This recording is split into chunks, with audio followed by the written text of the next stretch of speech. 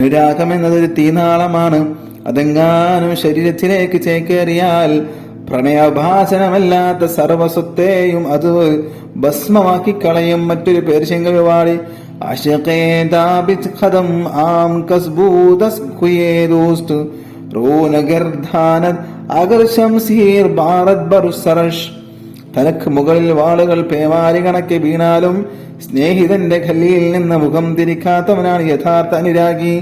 ഒരു കാലത്ത് സുഖാഡംബരത്തിന്റെ പറുദീസയിൽ ആറാടി നടന്നിരുന്ന ബൽക്കാ ചക്രവർത്തി ഇബ്രാഹിം ഇബ്നു അദ്ഹം റളിയല്ലാഹു അൻഹുവിന്റെ ഹൃദയാന്തരത്തിലേക്ക് എപ്പോഴോ ഇഷ്ക് കയറി കൂടിയപ്പോൾ കുടുംബാദികളെയും രാജസിംഹാസനം വിട്ടെറിഞ്ഞ് ധ്യാന നിരതനാവാൻ കൊടും കാടുകളിലേക്ക് ഇറങ്ങിയ മഹാനവറുകൾ തന്റെ ഹൃദയം തൊട്ട് പാടിയ വരികൾ നടയെ പറഞ്ഞ യഥാർത്ഥത്തിന് ഉദാഹരണമാണ്.